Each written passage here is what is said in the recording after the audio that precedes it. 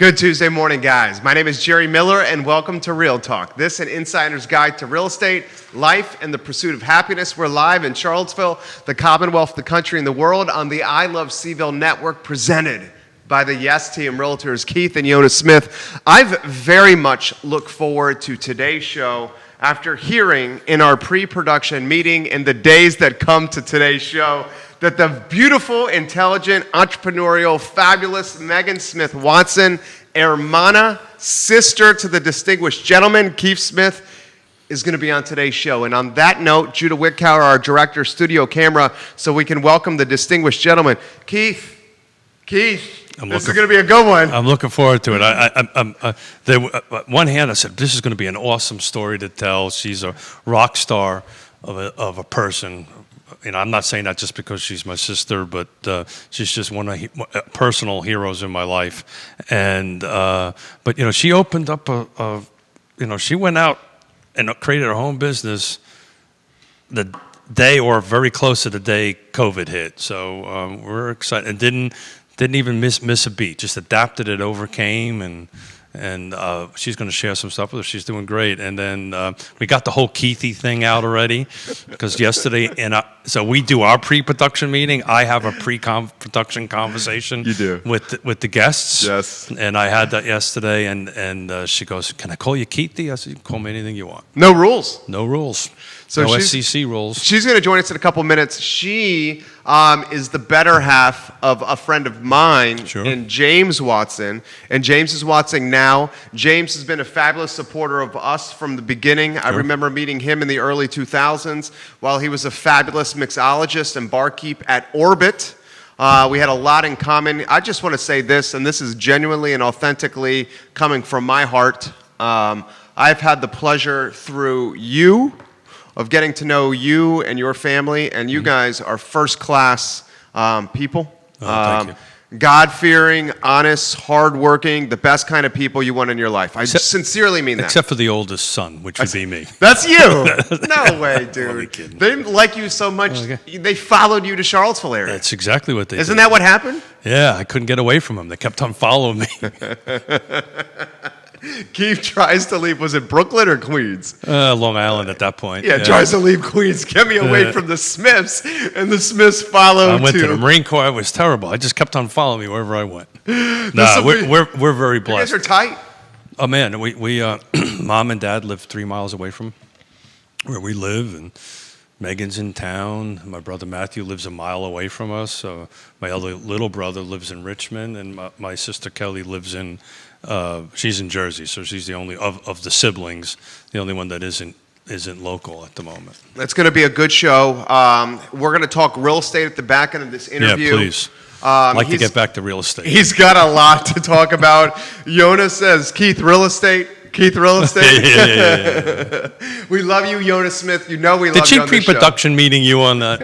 Yonna and I, we have let's figure out how to keep Keith in check here, mental connection. Keep Keith between the rails. Keep Keith between the rails.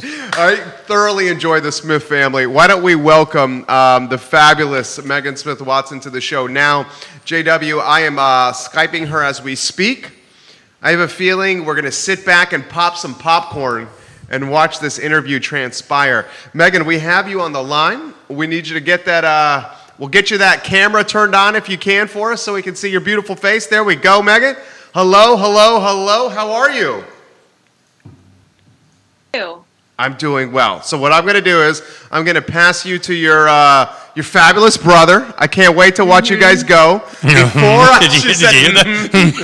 Oh, Jesus. Before we go, Megan, before I pass I got over, a meeting. I got to go. I'll see you later. I knew you were going to say that. Before I pass you over, Megan, introduce yourself to everybody.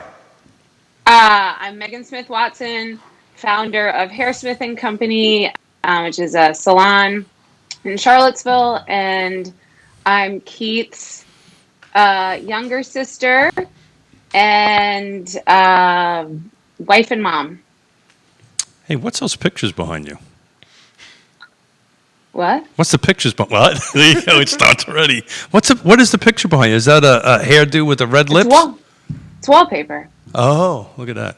Hey, I'm sis. in my office. It's wallpaper. Hey, sis. It's a bouffant. It's a repeat of a blue bouffant. Think like Marge from The Simpsons. Really? Yeah, and she has like pink lips. Pink lips. I like it. You never let me Is in it that. shaking? No, Is I the think you're camera good, shaking? baby. Yeah, we're good. You're Jude doing good. says we're good So we too. got to Okay. talk. We're supposed to do an interview, so Okay. let's do interviews. How you doing, Huh. sis? Good. Good morning. Good to see you Good morning. yesterday. Your shop was rocking. Thank you. So Yeah. what? And yesterday was a little quiet, even. Really? So we normally start Yeah. these. We usually start these, so this is going to be great. We're going Yeah. to interrupt each other through the I whole love it. conversation. So normally the way we start these off, Meg, is tell us a little about yourself, right? Just a quick little flip book of your life. I know it, but the people that are watching may not know it. So just how you got from. Where do you want me to start? I don't know, from the beginning. We got time. I was raised by my big brother. No, I'm kidding. Well, you kind of were. You did. You kind of were. You did. Huh? You kind of What'd were. you say? How old were you when I left the house? I kind of was. I kind of was by you and Kelly. Yeah, for sure.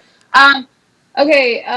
Like I said, I have been in Charlottesville for a really long time. I think we moved here in like '89 right. from New York, and How I old were you consider this then? my home. 12. Wow. It's amazing. Yeah. 12. I consider Charlottesville my home. We love it. We love CVille. Hold on. I'm going under my desk and my AirPod fell out of my ear. Welcome to the Smiths. Yeah. We just got to get a Okay. bunch of people around the table, and we're trying to really behave here. I get. You don't have to behave. You can sense it. No, So you came to usually- Charlotte. You came to Charlottesville. Yeah. Came to Charlottesville kicking and screaming at the age of 12. We moved to Lake Monticello. I went through Flaviana school system. Then when I was like 21, started working at a salon when I was 19 as a receptionist, like what they call a Saturday girl. And I don't know, the owners, the business was growing, and the owners had asked if I would be an assistant. And I think I was like working like 4 jobs that summer. They all came to an end. And I was like, sure, I'll do it. I got nothing else going on. I think I dropped out of Piedmont at that point because I liked making money more than I liked sitting and listening to somebody talk. And You went to Vidal Sassoon, yeah, and right? not just huh? You went to Vidal Sassoon. No, I went to Sassoon. So I worked at the salon as a receptionist, and then eventually I became like an assistant on the floor helping with shampooing and stuff like that.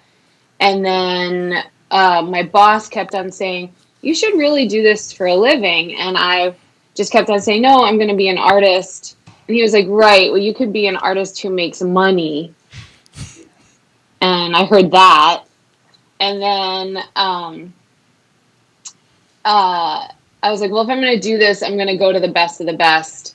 So that's when I moved to Los Angeles, and I did a year program at the Sassoon Academy in Santa Monica. And then I moved to New York, and I tried working in a salon there for a little while. And I just didn't have the like chutzpah. I was like 22-ish. And like my cojones weren't big enough to like deal with the city. And I went to New York with a lot of debt, and I didn't see myself getting out of debt by staying in New York. So I moved back home, and I think I moved back when I was like 20. It was like 2000 or so. So I was like 22, 23 years old. And went back to the salon that I had started apprenticing in. Worked there, then went to another salon where I was there for 13 years, and then 2.5 years ago opened my own place. So when you opened up your own place, you did it where you rented a chair, right? And then, or a studio, like a small studio. Well, I rented a small studio in a building that has multiple personal care studios in it. So it's becoming more of like a very popular model in this industry, but for Charlottesville, it's relatively new. So think of like an indoor mall, and then you've got all these shops. So the studio suites is like you walk into a building with like a common area, and then there's different businesses throughout, and they're all, in this particular one, they're all personal care. So someone who does nails, a couple of hair salons.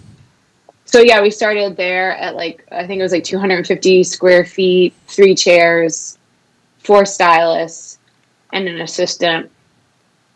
And then in March of this year, we started in our new space. So let's talk about that genesis a little bit. Let's talk about how that happened, right? You're working in this space, then you had this idea to create your own. The small space, yeah. Well, the idea had been brewing for like about 8 years prior to leaving the salon that I had been in for 13 years, like about eight years prior to that, I just was thinking a lot about kind of what's next, like what is the next step for me in this industry. And for lots of reasons, like it's physically taxing, but I know I couldn't think of anything else that I wanted to do. Sitting at a desk felt like a terrible alternative. And I love it. I love this industry. So I didn't want to have to leave because I wasn't physically able to do the job anymore. So I just started thinking like, what would be next? And then like my 40th birthday, I was like, well, but now I'm not going to do it. Like I have the energy. I have the passion, and we should just go ahead and do it now. So I left that salon 2.5 years ago. You reached out to me. And well, yeah. So I went into the small salon space because I felt like that was the safest way to do it, because the structure was different. Like my whole career, I had been an employee. I'd been a commissioned, working on 100% commission employee. And like now I was going to step into the role of micro business owner. And I wanted to do it on a very small scale so I could do it well before I moved into like a bigger platform. So let's talk about that bigger platform. Yeah. Right? So you've got this awesome space, right? Yeah. And the old, awesome for those space. of us familiar with Charlottesville, it's the old Gropin sign building. Oh, yeah. BMC, the guys at BMC bought it. Yeah, They're Neil awesome. Gropin. Correct. Yeah, they bought it from Neil Gropin. They bought it from Neil Gropin, I guess, like probably 2 years ago. Yeah. And they've divided it into 1, 2, 3, 4 rentable spaces. It's the if people are going down Market Street, is the word Cuisinhut? What's the word that describes it? Quonset. A Quonset hut. Quonset hut. Like Anybody who like spent any World War time in the II. military knows exactly what one It's of a those unique structure. It's a unique structure. It is. It gets tons of light, I think, because of its unique shape. But yeah, it's like a New England World War II Quonset hut, basically. So we went through this. You went through this big transformation, right? From this little shop, right? You needed to from this little shop, and I probably reached out to you. Like it'll probably a year ago, February. Yeah, that's exactly right. Where I was like, my ambition is too big for this space.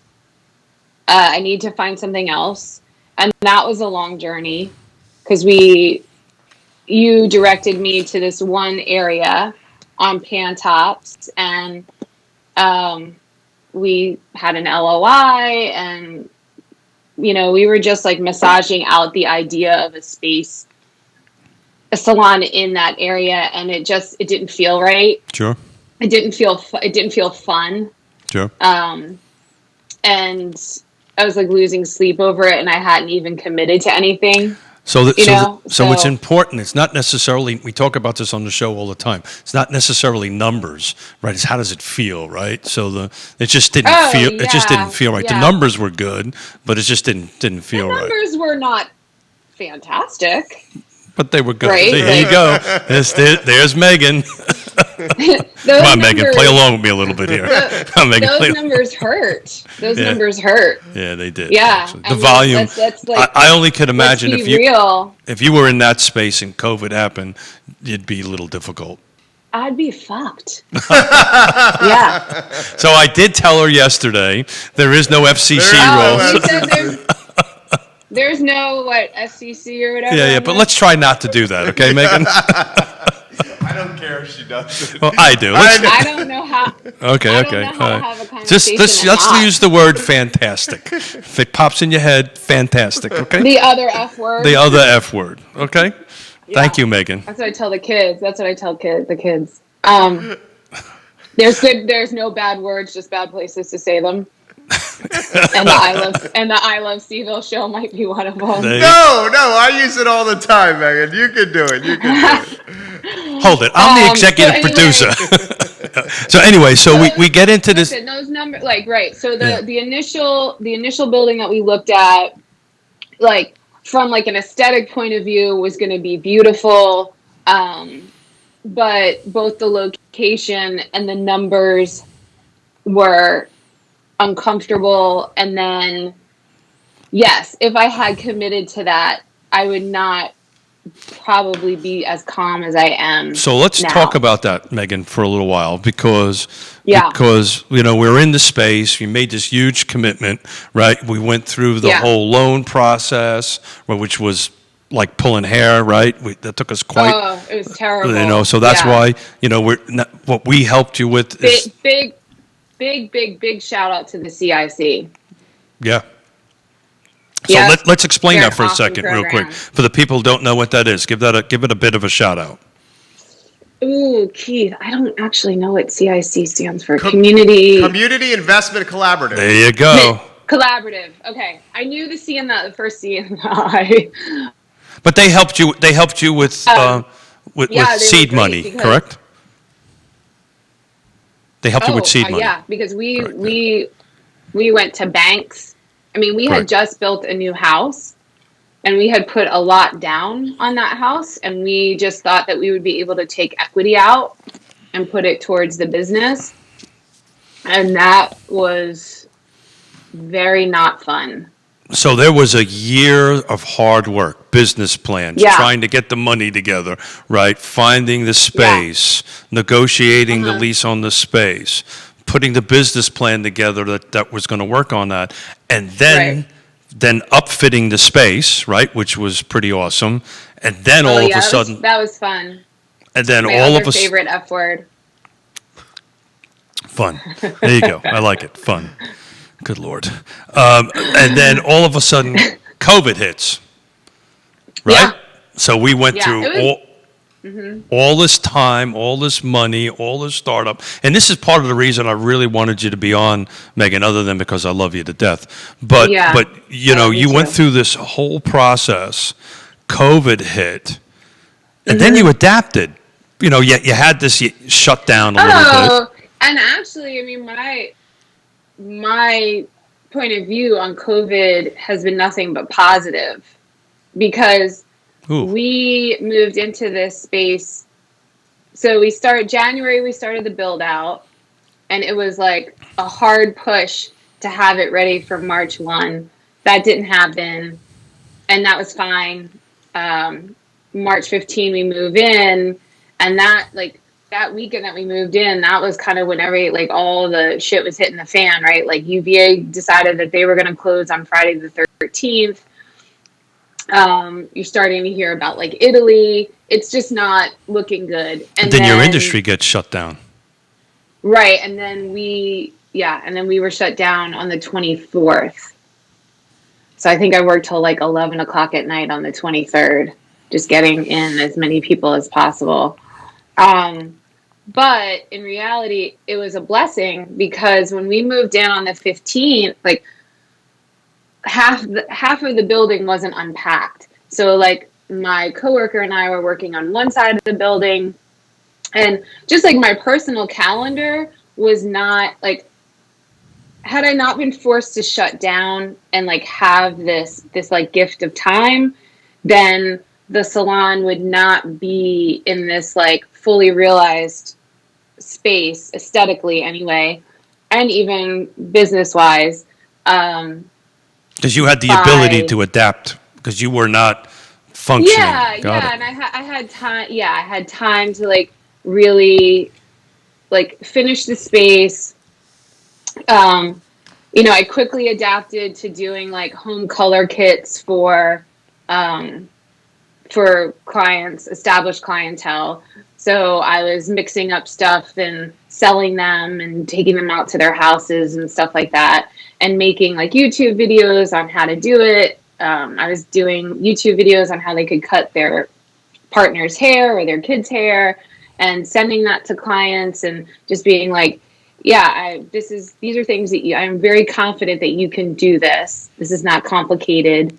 Just to get you through until we can open up again. I was selling a lot of products. I was really asking people to consider small business and not Amazon when buying their hair products. And then I was just able to like really dial into like the business plan, which had to pivot pretty quickly. Sure. And run those run those numbers and see like, okay, are we going to be okay? And we're great. We're doing great. So why do you think you're doing great?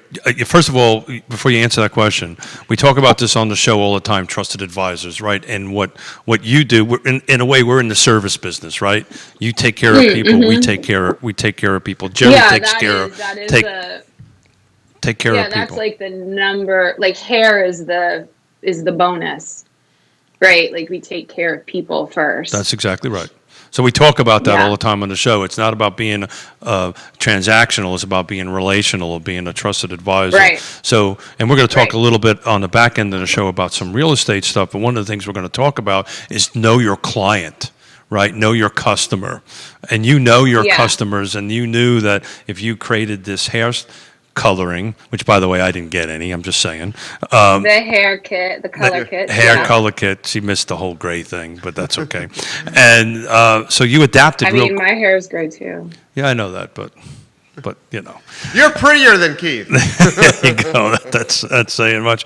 But you also adapted with something else though, because you're cutting hair outside, right? Isn't that a new adoption? Yeah. So we opened back up like May 15th. We were allowed to open, and some stylists started working on May 15th. I chose not to open until like May 23rd. And to be really honest, like the first 6 weeks was just to focus on the backlog. Like I had 168 appointments that I had to reschedule. Well, talk about that. How'd you do that? I haven't had, she's not with me anymore because she took a full-time job, but I had a great administrative assistant, and her and I just like made a spreadsheet, color coded it. I gave her these people to call. I took the other half. So it was like email calling. I opened an extra day. And pretty much from like May 23rd to July 4th, I had gotten everybody in. Everybody that needed a haircut, got in and caught up and all that. Cool. Everybody that had been previously scheduled, who was comfortable with coming in, I got them in like a 6-week time period. That's awesome. Yeah, it was great. And then kind of as that was happening, I didn't have like the mental capacity to focus on anything but that. But I was hearing from some clients that they were not ready to come into a salon, or really to like really go anywhere, but definitely not to come into a salon where you can't social distance. Like the masks and the hair washing and the all the protocols that we have put into place still was not comfortable. It was not comfortable for them. So once I was able to like give some brain space to those conversations, my teammates and I, we were talking about like, we have this beautiful patio, and we're sending clients out there to process, so that the color clients to process. And they're just saying like how beautiful it is, and all the trees and the green space, and it felt like a little bit of an oasis. So I was like, well, why don't we put a station out there?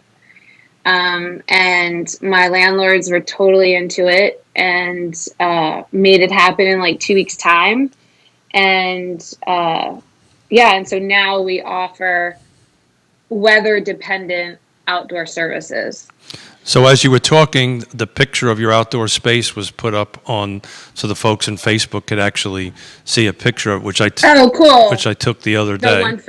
Oh, you took a picture? Yeah, or the one from Instagram. After I got off of my bike ride yesterday, I took a couple of pictures of it. So that was. Thank you for not laughing at me with my spandex shorts, by the way. Oh no, I was. You were doing that. I was laughing. You were laughing I was inside. laughing inside. So what? So I was talking. So was anybody else? I was talking.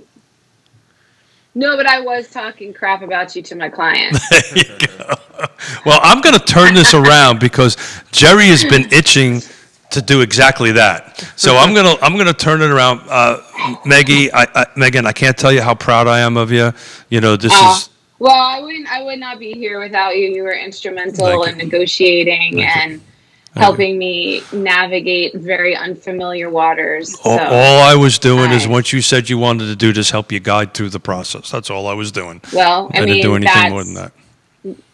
Not only is that what a good brother does, but that's good. What a good realtor does, right? Thank you. How about the mindset, Megan, when COVID hit? What was going through your mind when COVID was breaking as you're launching a business and you got a pandemic that's shutting you down? How about the vulnerability you were feeling? You know what, Jerry? I don't really remember feeling very vulnerable. I remember thinking, sweet, I get a vacation for 30 days. I was upset. My daughter and I were supposed to leave for Paris on April 1st. I feel like that was more upsetting, that we weren't going to be able to do that, because I'd been promising her that as her gift for her 16th birthday from the time she was 2. But it was such a mad dash to get in here and get operating by the 15th. And like I said, it wasn't fully put together. I mean, there was one side of the salon that boxes weren't unpacked, and the office wasn't organized, and just kind of the little detail things that make the space function for us as stylists smoothly were not in place. And the way that my calendar was supposed to go, I was going to work from March 15th to March 31st, straight 10-hour days. Then I was going to get on a plane, go to Paris for 10 days, come home, rest a day, work a day, host Easter, come back, work 10 days straight, go to hair camp in Ohio for 4 days, and then come back. And then it was going to be the May crazies, that is Charlottesville, UVA, pre-graduation party lead up. So I actually exhaled when I was told that I had to shut down on the 24th. So what you actually did, Megan, is you got a soft open, right? Uh-huh. Totally, yes. You got a soft open. You got a multi-month soft open, which gave you the opportunity to take a breath, adapt, overcome. Take a beat. Yeah. But you said something earlier today, earlier during this conversation. Business is good, right? Yeah. Business is good. Business is great. Yeah. Good. Business is great. Yeah. It is. It's really good. And to Jerry, to answer your question, that vulnerability, if I think because this is so new, I mean, 2.5 years isn't new, but for the majority of that time, for 2 years, it was such a micro operation. I didn't have any overhead, and the way, and moving into this, the debt isn't, I went into this with not a lot of debt.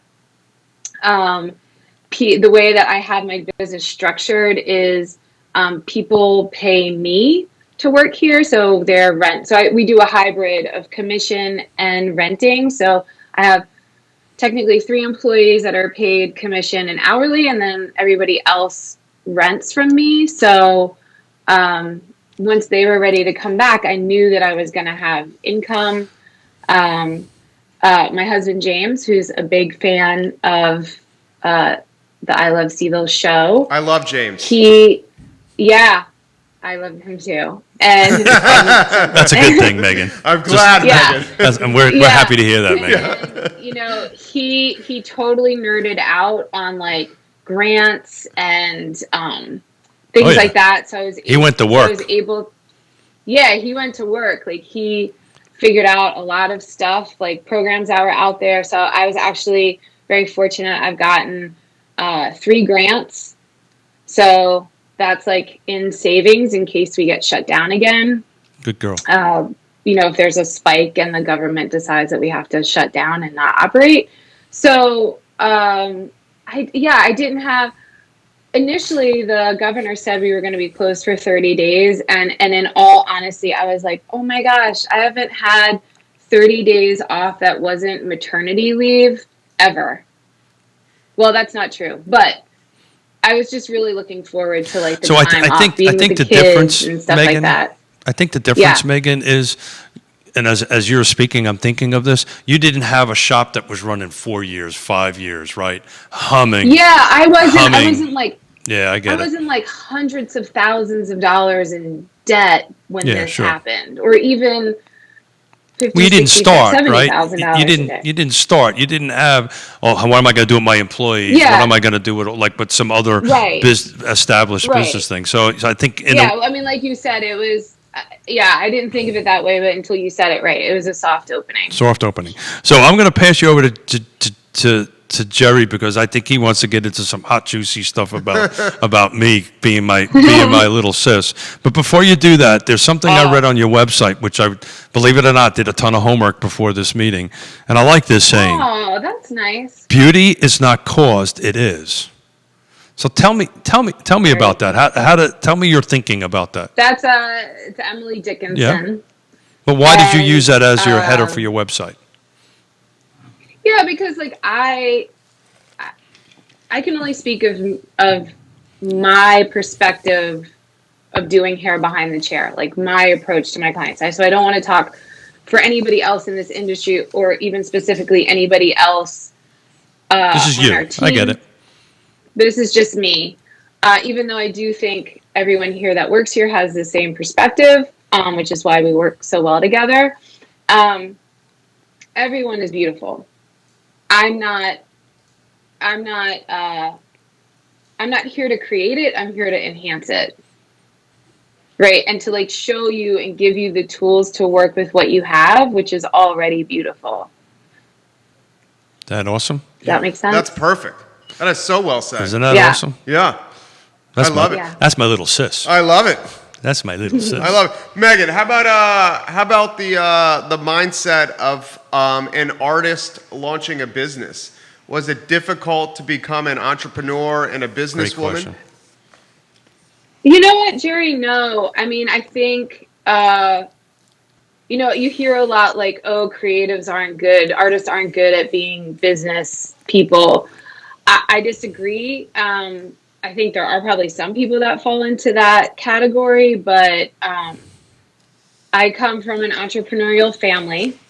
So let's start there. I don't, other than our father working for the city of New York as a firefighter, when I was little, I don't think any one of us have ever worked for somebody.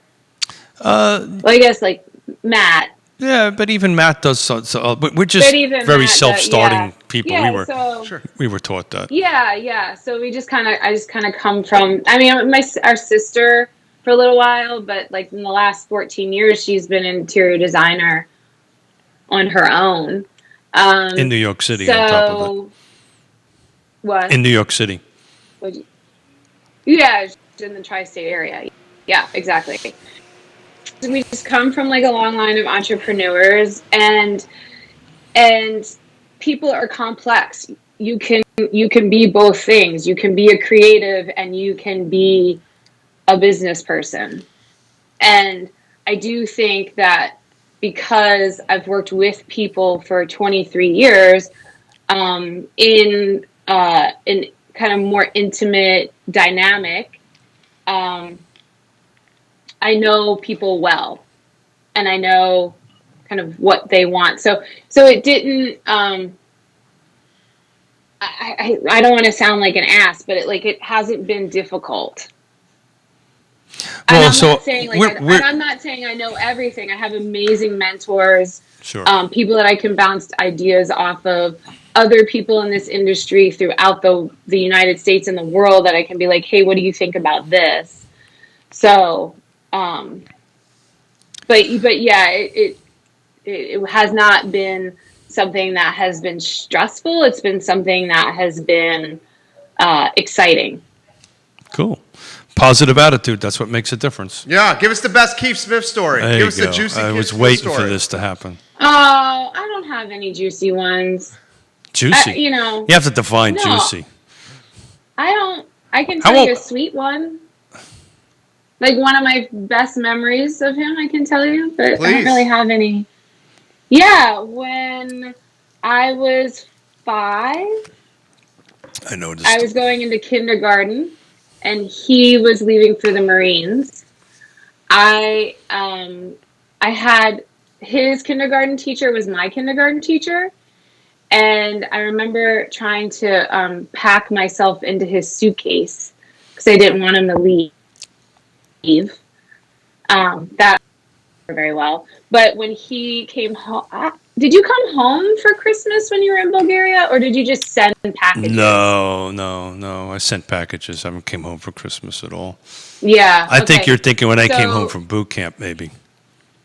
No. You were in Bulgaria because you got mommy that tea set.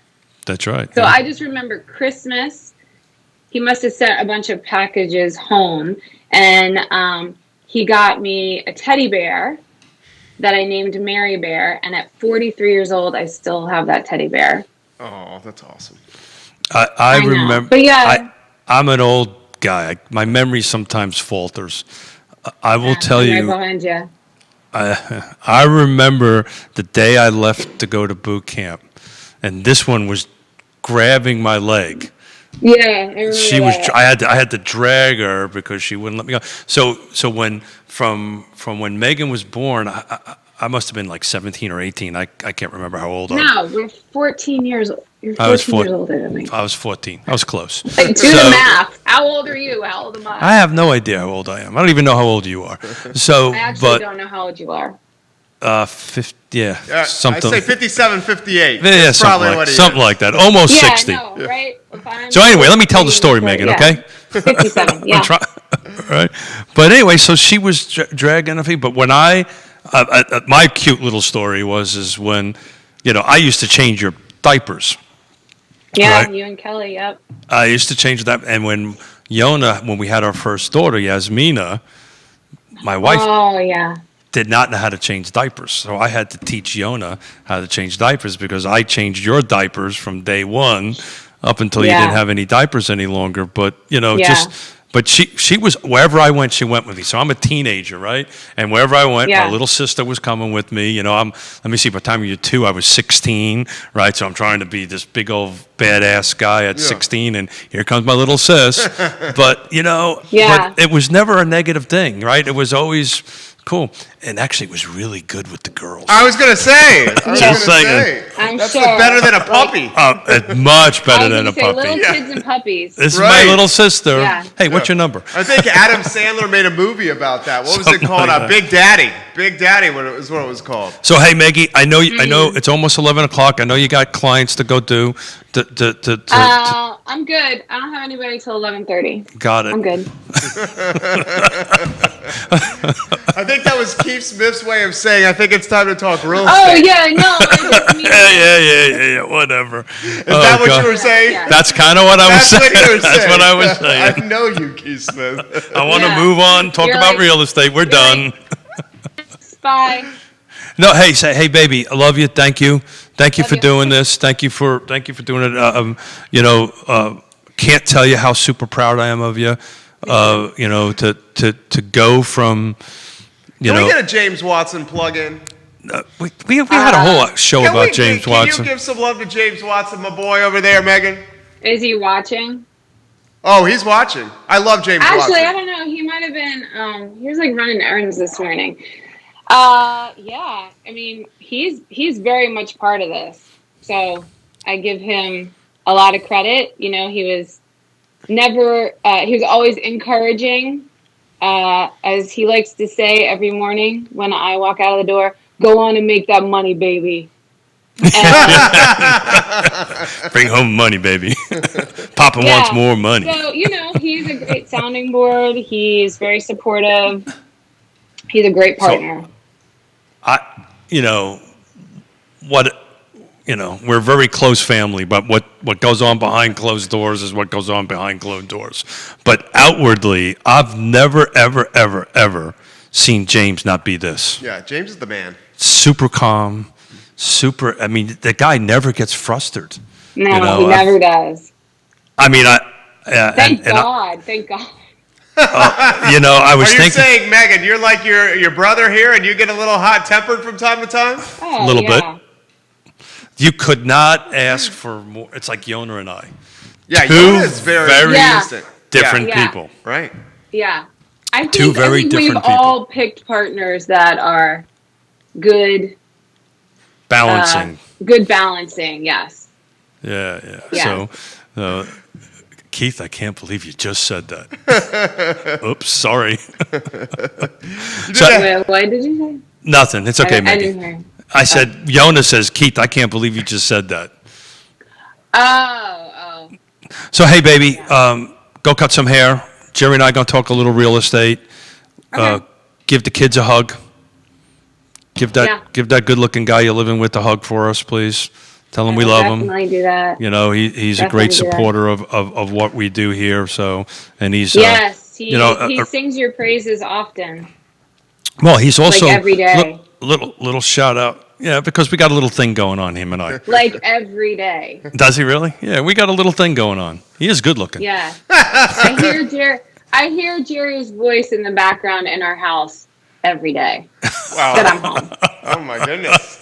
Well, tell James the feeling is mutual. Megan Smith Watson, she's the owner of Hairsmith and Company. And I need an appointment. You crushed this interview.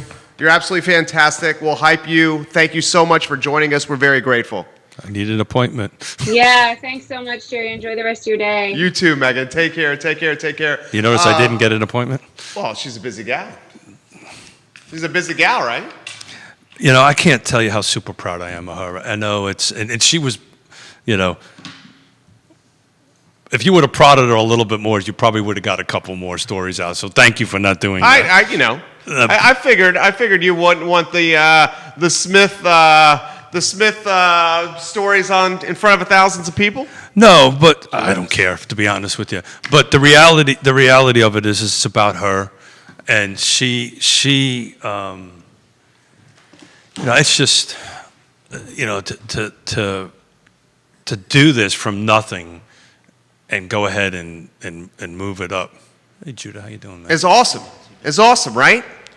And it's funny because some other hairstylists are not doing as well as she is, and I wanted to kind of ask her this question, why she's doing so good. I'm telling you, I was there yesterday. I did my 22-mile bike ride. Before I left, there was, so what she does is she has people sitting in the parking lot, and they text back and forth. So they make all these appointments, and they come in one at a time. So the parking lot has now become a waiting room, for lack of a better term. And what I do need to find out is what trash they were talking about me and my biking outfit. So you biked from your house to Market Street? No. I parked it there, and then I did a 22-mile loop around Charlottesville. Okay, that's impressive. So real estate, talk the market with us. What were you following this weekend? Yeah, so things are moving up. Same thing. So inventory is low, sales are up, and look at this, huh? Yeah, here we go. He wants me to That's focus, why Judah. Keith is here. That's why Judah's on the set. That's why we do this. Keep going. There you go. Okay, great. So, thank you. Finally, we're going to get to real estate. Yeah. We haven't talked real estate in how many shows? We talk real estate every show. There you go. I mean, to the thing. Super deep dive. Super deep dive. So, what I want to kind of tackle, what time we got? Plenty of time. What I wanted to tackle is bidding wars. Okay. Right? And why some strategies to do that. So everybody knows, inventory is low. Multiple people are putting in offers. If you take a look at NARS, National Association Realtors, they saying there's an average of 3 nationwide to do that. So what is the strategy, right? So I'm representing you, right? We're going to buy Judah's house, right? Judah has his house on the market. Yeah. What strategies can we use to go ahead and help win this, right? Because that's what we're working on. So there's basically 10 little strategies or 10 little tips that we use.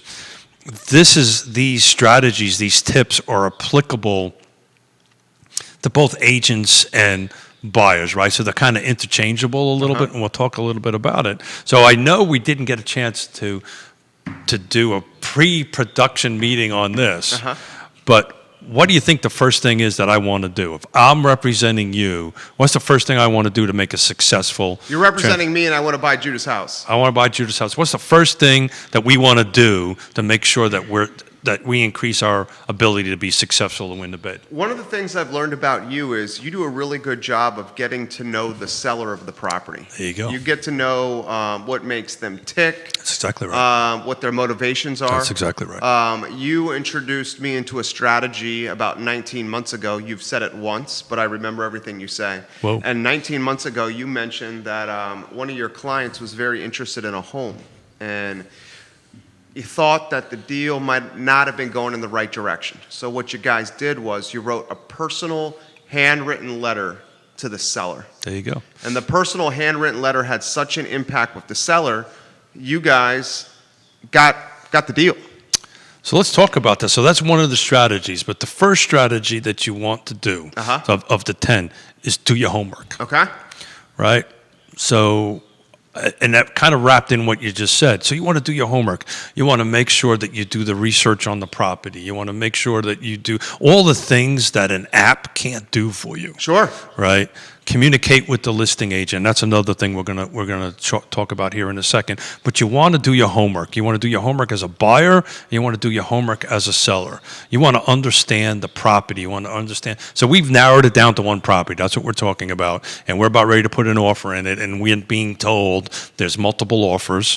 And we're being told that there's going to be a highest and best call 24 hours from now or something like this, tomorrow at 5 p.m. So what are these strategies? So do your homework. Understand how. The second thing, always call the listing agent. Even if the MLS listing says don't do it or it's not, or it's... Some listing agents write in the copy of their listing, don't call me? No, they don't necessarily say that. But if you want to show it, it does. When Yonna and I do listings, we put in there, please call agent. Okay. Right? So... that's just how we do it, because we want, as the seller, I'm representing the seller now, we want the reverse of this. Yeah. I want to find out, tell me a little bit about your buyer, so forth and so on. So we always, regardless of what it says in the MLS, if it's silent, we'll call the listing agent, say, hey, we're getting ready to show you home. Tell me, is there any offers on it? Tell me about the home. Is there anything you need to disclose? All these kind of things. But that's kind of part 2 of doing your homework. Know the answers before somebody asks them on the end of it. So do your homework. Yeah. Call the listing agent. So this is another reason you want to use a trusted advisor, because if you're doing it on your own, you can't necessarily call the listing agent. You could, but you may not get the same amount of information because there's some professionalism in it. Here's something that we do that maybe not a lot of other people do. And you tell me what you think about this. Okay. Once we put in an offer in it, I have the loan officer call the listing agent. Interesting. Right? Interesting. And let the loan officer and the listing agent have a conversation. Tell me why you do that. Because what we want to do, so transactions tend to go sideways basically for two reasons, right? One is through the home inspection process, which we're going to talk about here in a minute. And the other one is financing. So I am putting an offer in on Judah's house and representing you, right? And we don't really know what we're competing against, right? We don't know if we're competing against cash. We know we're competing against other loans. So what we want to do is we want Judah to feel comfortable that our buyer can perform. Our buyer actually can do it. Because when you get your pre-approval letter, it's just a pre-approval letter. It's a great thing. Everybody must do that, right? To telegraph what you can afford. But if you, as a listing agent, has any questions, or Judah's listing agents have any questions, they can ask the loan officer directly. It's not filtered through me. Again, another reason why you want to use somebody like Scott Morris, which is a local. You're not going to get that kind of feedback if you're doing, getaloan.com. Does that make sense? Sure. Yeah, that makes perfect sense. So do your homework. Call the listing agent. Have the listing agent call have the loan officer call the listing agent. And I'll tell you, it's something that not a lot of people do, not a lot of agents do, or maybe there is, I'm not aware of it, but it is sometimes makes a huge difference. Dan Pettit says, welcome to the program, Dan Pettit. First, hey, he Dan. says you would look good with gray hair. Or look good with brown hair. Put some brown in that hair, is what he says. Thank you. And Dan Pettit says we're seeing a ton of escalation clauses. Well, we're about ready to get to that. Yeah. And that let's talk escalation clauses because they're everywhere. Yeah, well, we're going to save that one for last because that's a bit of a minefield. Yeah. And it's, Yonna and I come from two very different opinions on that. So let's talk about the love letter. Sure. Right, so the next one that we like to try to do is the love letter. You talked about this earlier. It's becoming commonplace now. Everybody's giving love letters. So what can you make it differently? So this is why the number one item, doing your homework, is so important. So that love letter needs to be very emotional. It does not need to be, very come from the heart. But for instance, the one that you were talking about, our buyer was getting ready to start a family. When we walked through the house, we noticed a bunch of grandkids and all that kind of great stuff. And it was obvious, because we did our homework, that they've been living in that house for 30, 40 years, raised children. And the essence of the letter was, we want to do the same as you did. And money tends to go away once you start having emotional discussions like that. And there was multiple offers on that case and multiple love letters attached, and ours won because there was a personal connection that we made between our buyer and our seller, because we did our homework. And as you said earlier, I knew the motivation, knew the buyer, did the old cop thing, the old detective thing, kind of understood what the other side. That reminds me of what happened with us, with our personal residence where we moved from Redfields to Glenmore. We had multiple offers. $5,000, $10,000, $15,000 escalations. Sure. And when it finally came down to it, husband and wife with their kids said to us on the phone and then in person, yeah, that's my kid's best friend right there. I go to yoga with her and her here. Yeah. We'll take care of your house. And that went so far with my wife. Yeah. Okay. You're a heartless. It didn't do anything with me at all. But when it went far, it went far with my let's time out there, Miller. Right? It did nothing with me. But with my wife. No. I'm not going to let you get away with that. Okay. Dan, he is. Dan, give me a minute. Escalation clause. We're going to come up to you in a minute. I'm not going to let you get away with that. Okay. You talk about this with me all the time. We've known each other for 2 years. 2 years. Hang out often. See each other often. Especially in COVID times. More so than most do. That's exactly right. Yeah. And I'm gonna follow my sister's example. Bullshit. Okay. You are, you play this all numbers guy, but at the end of the day, you were a very emotional guy. Tell that to my wife. I think she would disagree with you.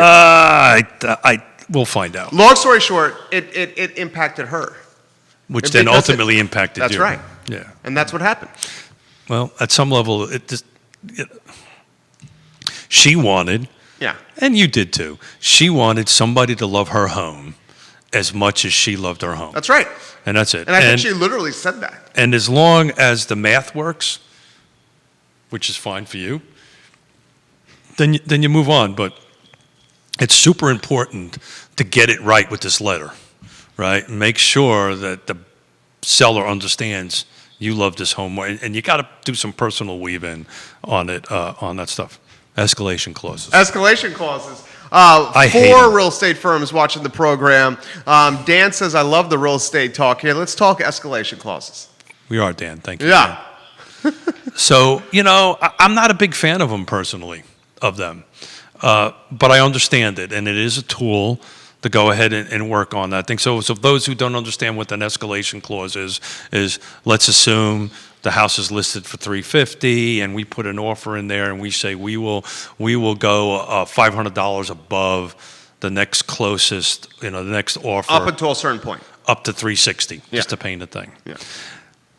Yonna and I kind of think a little bit about it. Michael Guthrie loves escalation clauses with Realty, and I understand how the benefit of them can be. Because it gives you a little sense of security that up until a certain point, you're not going to get outbid. I love escalation clauses. Well, so my philosophy on that is then you're telling me you're going to pay $360 for the house. I mean, right? So you're telegraphing your maximum amount. if can I counter?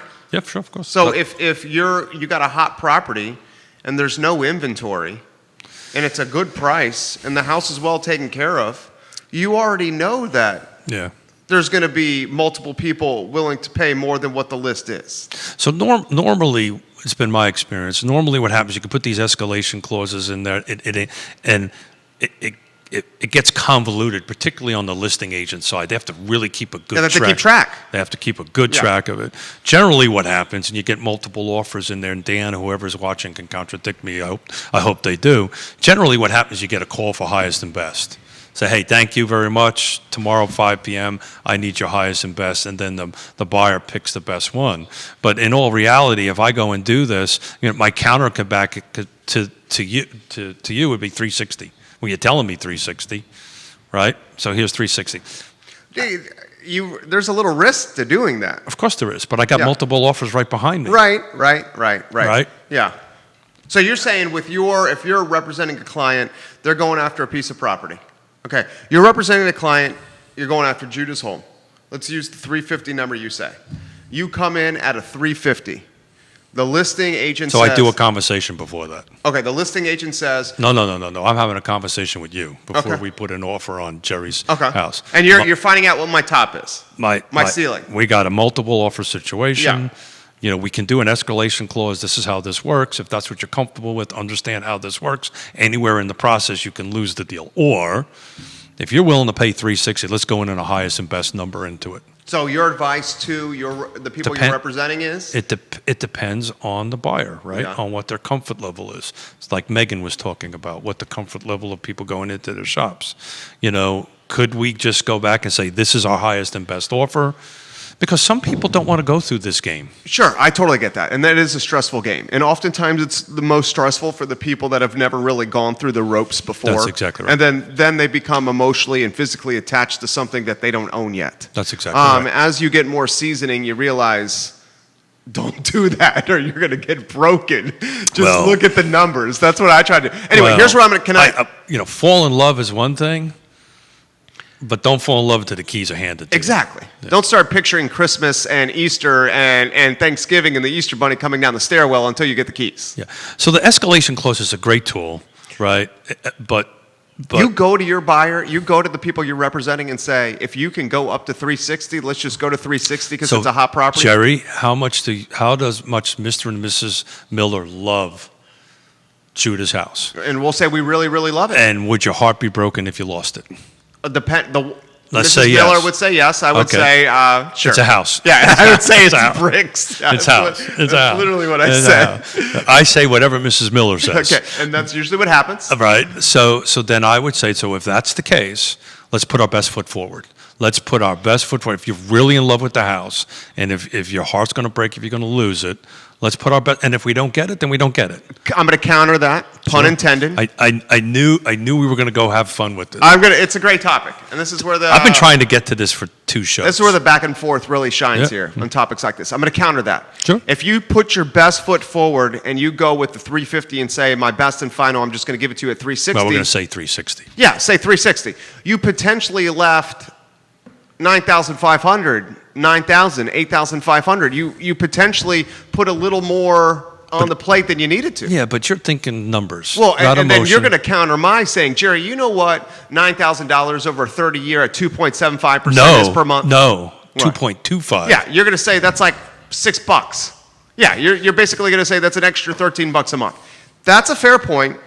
That's a fair point. And then my point to that is, well, you're going to get taxed a little bit on the back end a little bit. So let me ask you a question. So again, the question is your heart going to get broken? Is Mrs. Miller's heart going to get broken over a cup of coffee? Yes, it would. Right. But is Mr. Miller's heart going to get broken? The Uber Alpha competitive guy, is his heart going to get broken by an extra 9,500? So what generally happens in situations like that is we lose our first one, we and lose then they our get second stung. one, we get our second one, and There you Mr. go. Miller goes, whatever Mrs. Miller wants, and you say. There you go. You let the $9,000 go. Yeah. You're going to have to get hurt once or twice before you actually do that. But we're super fortunate. There you go. Our That's a good buyers point. really, because we talked about that. Number one, do your homework. Understand your buyer. Yeah. Understand the seller. Understand their motive, the buyer's motivation. Have this conversation before you put your offer in. Personally, escalate. Every time I've ever been involved in an escalation clause, it sometimes goes goofy. But that's just me. Some agents absolutely love it. Some agents it's a great tool, but there's a risk involved in it. So I just wanted to have this conversation. I cannot, Jerry. I had dreams about this conversation Right? between me and you on escalation. I mean, this is a whole show right here. And I've been wanting to get to this for 2 shows. Yeah. So is there anybody contradicting me on No. escalation I mean, you clauses? got people saying we're seeing more and more of the escalation Yeah. clauses now. That's a comment there from Long and Foster. Yeah. Throw this to you here. Do you find my background. 13 deals in the last 5 years. Got it. I have found with every deal I have done, except for one, I left the closing table feeling a little stung. And what I guess I'm saying is, my dad taught me, if you're doing a deal and both people leave the closing table and they're a little happy and a little angry, then it was probably a good deal. I won't argue with the dad. There's a win-win. Win-win is everybody feels a little bit of pain, everybody's a little bit happy. Then it's balanced. The real win-win where everybody's ecstatic on both sides is a rare thing. But yeah, so I knew we were going to have this whole escalation clause. I've been anxious about it. I've been excited about it to have this conversation. But they're 100% right. Long and Force, whoever that is 100% right. You're starting to see it. So you're going to have to negotiate it. I come from a different perspective on it, on that end of it. But if our client wants to do that, we'll do that. We'll just say, look, you just want to know, if you're saying that you're telegraphing to the client, to the seller, you're willing to spend $360. And there's really no, we can just get a counter back at $360, then you need to make a decision. So you've seen with the escalation clauses, if it's $350 and you'll go up to $360 in $500 increments, you then say the advice to the if you're the listing agent, you should then immediately counter and say, last $360 is the price? Not really. The other thing that we talked about in other shows is, what if the house isn't worth $360? What if it won't appraise, right? Sure. So we got three people that do a transaction, or 3 entities do a transaction: buyer, seller, and an appraiser in the bank. That's what I was worried about my house. Excuse me? That's what I was worried about my house in Redfield. Oh yeah, sure. Because it kept going up. Yeah, sure. And then and then my wife was like, yeah. I'm like, sweetheart, we got 2 key steps here. And one of them is this appraisal here. Fortunately, it did. So in order to, you can't lump this into a one-size-fit-all answer. That's why my first thing is do your homework. Understand the market, understand what the market value of that particular property is, right? Understand if you have a conversation with your client that, okay, if we end up going up to 360 and it's only appraising at this, you need to come up with more cash to get us there. Are you prepared to do that? Right, so that's why doing your homework, understanding your buyer, understanding the product which they're trying to be, understanding the market. I mean, an app is great, but I'll tell you, I spend almost as much time as you do in the MLS. Almost as much time as you I'm do. spending, I say 2 hours a day. I'm a little way more than that. Yeah. But we spend. You're constantly on it. And at least 3 to 4 hours of my day is constantly looking at the market and understanding it. Mainly because I got to talk to you twice a week. No, because it's your passion. Well, it's my passion, but I want to represent our clients right. And how do I represent my clients right is by knowing, hey, this is because when I get asked the question, I can respond to it immediately. So this comment, I agree with Keith Smith. You also can overuse escalation clauses without thinking first about the best offer. Correct. So you got some agreement right there. Yeah, so I think if you ask 2 real estate agents, 2 realtors, you get 2 different answers. Is it a good thing? Is it a bad thing? But it's something we needed to talk about because it's there, it's real, it's out in the marketplace, and how you as a buyer's agent or as a buyer can manage that thing. Again, I come from a different perspective on it. How often are you seeing escalation clauses, multiple offers, and closing on prices above list price in today's market? I couldn't quote an exact percentage, but it seems like a lot of them. Okay, what are we talking, over 50%? It seems that way, yeah. Way Over more. 50%? Yeah, sure. Wow. Yeah. So that's well, it's just because the market is the way it is. It's on fire, and there's not much inventory. And I quoted 2.25%. We've got a VA loan that I'm working with the client. It's 2.25%. And this person is a standard applicant. Oh, it's a veteran VA loan. Okay, understood. VA So he got a loan. little extra gravy there. No, he doesn't get any extra gravy. It's just a better deal, and the VA takes care of its vets, and That's there's no that's money. free money. No money down. Yeah. Oh yeah. That's the cheapest money I've ever seen. So we got a couple more things to get through. Sure. On that. Yeah. Another hot topic would be home inspection, right? So again, going back to being prepared, doing your homework. So we're about ready to put an offer in on Judah's house. The first thing we're going to have a conversation about is, okay, instead of doing a 14-day home inspection, let's do 7 days. And oh, by the way, I had a phone call with my 2 or 3 go-to home inspectors, and they can make that happen.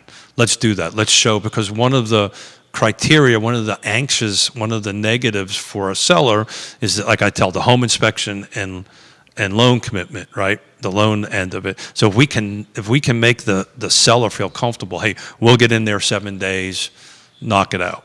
From my perspective, this is my background, I can walk through a house in 5 minutes and know if we're going to have any problems with it or not. Because you're a Class A contractor. I'm a recovering developer. Yeah, and you still have your Class A contractor's license. I do. Yeah. Yeah. So shorter home inspection period is helpful, but you got to make sure you can perform, right? Make sure that your home inspectors are available to do that. Another item which tends to get overlooked because it really sits in escrow, it's a higher good faith deposit, an escrow account. So the industry norm is 1 or 2%, right? But if you can make a little larger escrow deposit into it, it shows that you're real. You're serious. Right. You got more skin in the game than the other guy. So even though it sits in escrow, and even though if the deal falls apart, you get the money back. The money still goes against the purchase price. But you're writing the physical. We don't write, either writing a check or do an ACH or whatever. But that money needs to clear. That money needs to go from account A, your checking account, and sits in Roy Wheeler's escrow account. Right. What's the highest you've ever seen put in escrow? Oh, from a percentage on a deal, not total in money. I mean, some people have ridiculous bank. 5 to 10%. 5 to 10% of the deal. That's a hell of a lot of money. Usually it's 1 to 2%, right? So if you can double that, or usually if it's a $300,000 house, it's like a $3,000 escrow. If you can make it $6,000 or $5,000, it just shows Judah will hold it, and if the agent representing Judah is sharp, he's going to say, you understand that check needed to clear, right? So somebody had to actually write a check or do an ACH or whatever it was and transfer it into an escrow account. And you have 48 hours to do that from contract ratification to go ahead and get that done. So that's important. So if you can boost your good faith deposit a little bit, it shows you that you're real. Give me this scenario. You want a house, husband and wife and a team.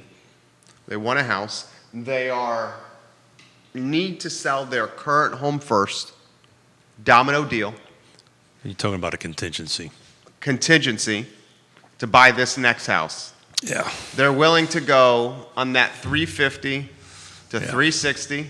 They're willing to go escrow 2-3% like you're talking, but you have the contingency of selling the house first. That gets a little hairy. So my next step is minimize your contingencies. Yeah. Right. But a lot of people are in that boat.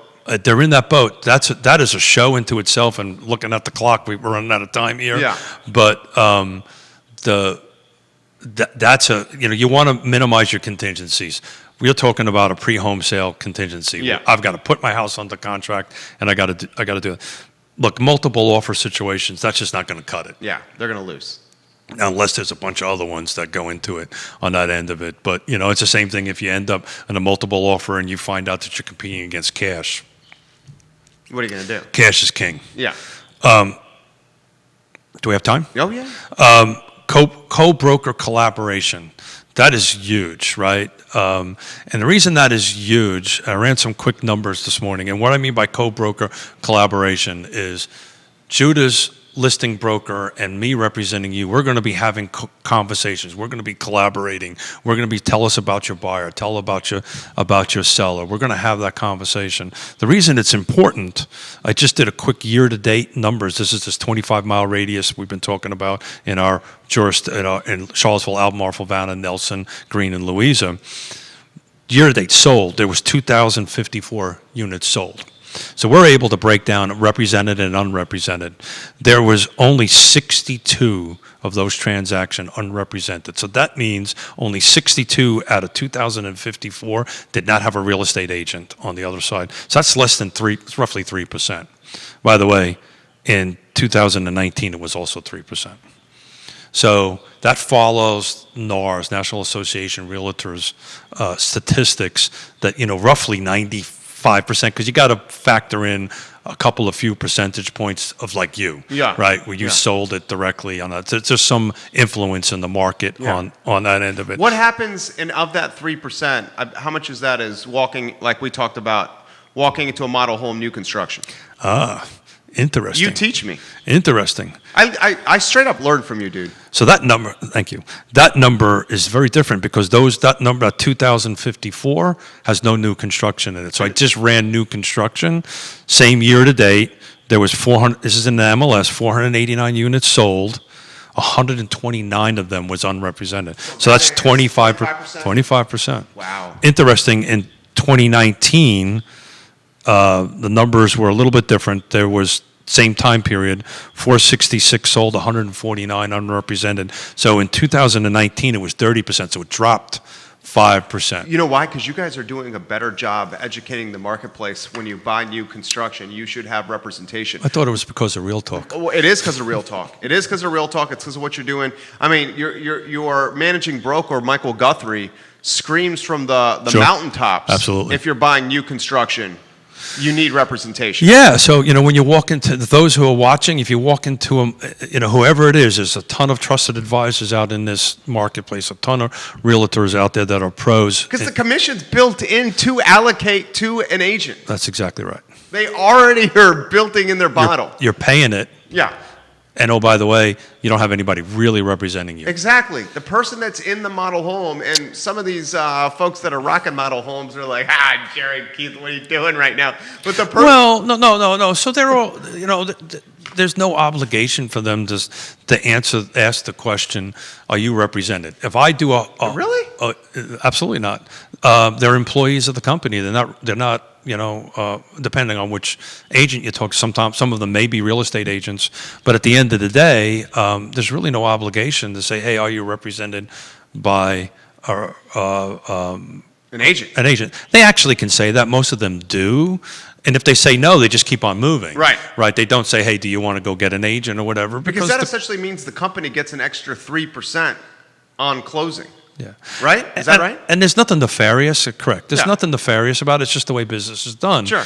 And frankly, and we're trying to do this on the show, and Michael Guthrie's trying to do it, and other real estate agents and other brokerages are trying to do it.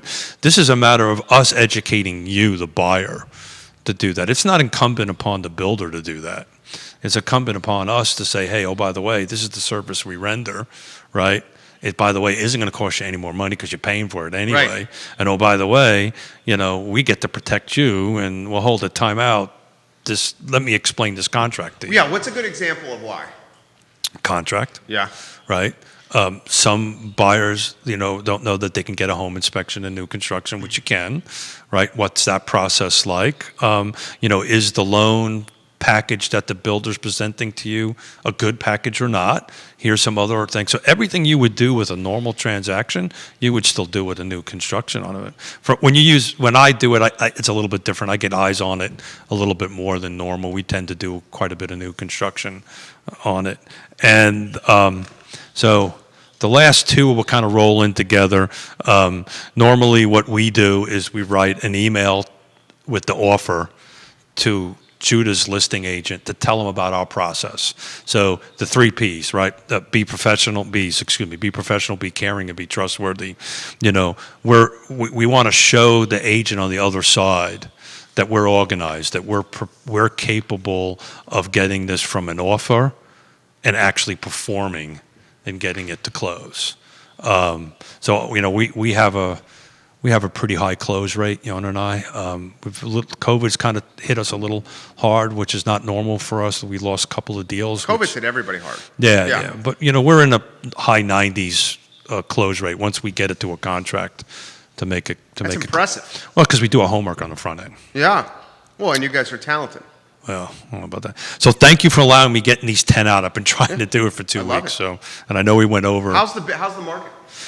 Like I said earlier, it's we need more inventory. It's. Did you do the weekend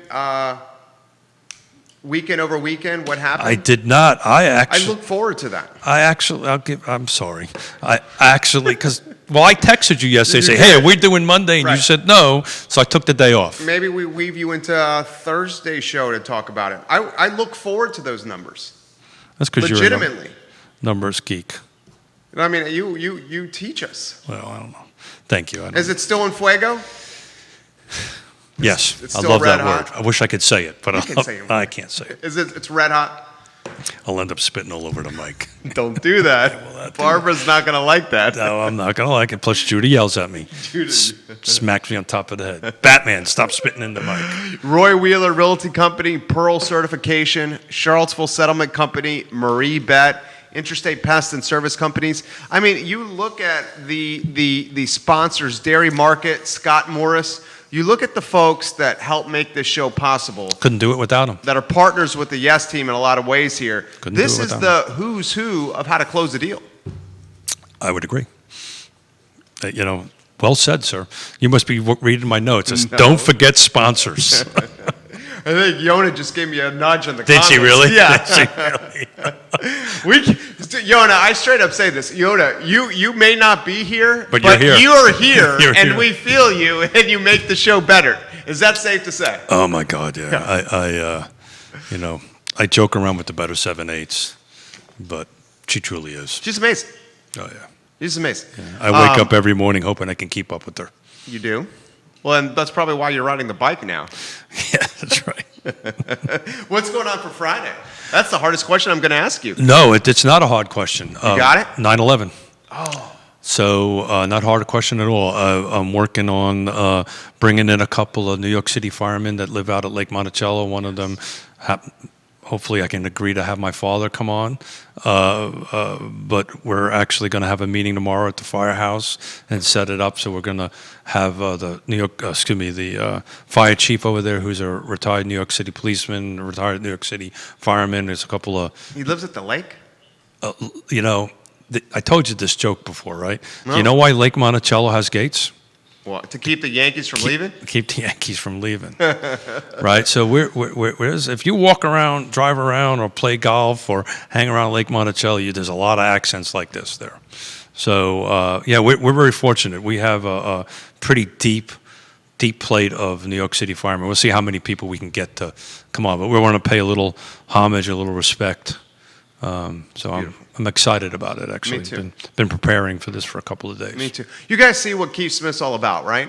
Yonna Smith is all about it as well. It's honor, it's integrity, it's doing the right thing, it's giving more than you take. It's the golden rule. It's honesty. The Yes Team Realtors, as good as it gets, the Yes Team Realtors, I cannot tell you how many of their clients have literally reached out to us. I mean, I think I hear from Mona Daniel a couple times a week. I can't tell you how many of their clients reach out to us. No, it's funny. I got his praises and her praises, Yonna Smith. Yeah, well, I think she literally does a couple times a week. Yeah, I got a text from her that said, "So where are you? How come you don't stop by?" So one of my bike rides is anyway. We're going to stop by. You're going to go from Fluvanna to Southern Albemarle? It's not that. It's a round trip. It's about 26, 27 miles. Okay. Is that 53? About that. Is Yonna still watching? Because she doesn't like you on 53. She doesn't like me on 53. It's about this long. Okay. 53. And then you're taking the back road. I take the back. What's the back road off 53? So I do, God almighty, it's 618, which is Martin Hayton Road. Okay. And works your way just towards Scott 20. Right. Out that way. It's actually a beautiful ride. Hey, you be careful. Yes, dear. Please. I don't know. I did my first city ride yesterday with my clip-ons, so I got everything. I'm good to go. Clip-ons are no joke. You wear them loose, the clip-ons? Nope. Some people super tight those clip-ons. When I'm mountain biking, I do them loose. So it's funny. So I did this whole thing for my sister's shop through it and went on Warner Parkway. The only place that got really scary is I did a little section on the Riverview Park Trail. Yeah. That scared me. Because you're saying left, you're letting people know you're coming to the left, and somebody just makes a step to the left, and then you gotta zip around that. But and then the other thing, we had the conversation off air, which was great to see. On Saturday, we were wandering the downtown mall, had a meeting, middle of the day, super packed. It was great to see. Saturday night too, and important to emphasize, not only packed, but people doing it safely. Masks. Right. Everybody was waiting to get in restaurants 6 feet apart. We can do this, Charlottesville. Yep, absolutely. Don't you feel that? I was super impressed. You feel the energy, right? Absolutely. I was like, I actually called. Actually, I think I texted you right after it. Yeah, and I sent you a pic. It's awesome, but it's 11:45. I know. Judah's freaking out because more of this. Yeah, sure. I've been trying to get to it. Keith Smith, the Yes Team Realtors. Judah Whitcower is the director. My name is Jerry Miller. This is Real Talk, an insider's guide to real estate life and the pursuit of happiness, presented by the Yes Team Realtors. Tuesdays and Fridays at 10:15 a.m. on the I Love CVille Network. We're going to see the distinguished gentleman maybe Thursday, so we can get a market recap and a preview of a show on Friday, a 9/11 show on Friday, where he's going to welcome retired fire chiefs from New York City on the program.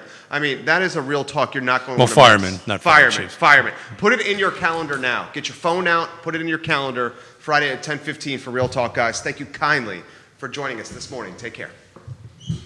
Thank you, brother. Right, excellent. And thank you.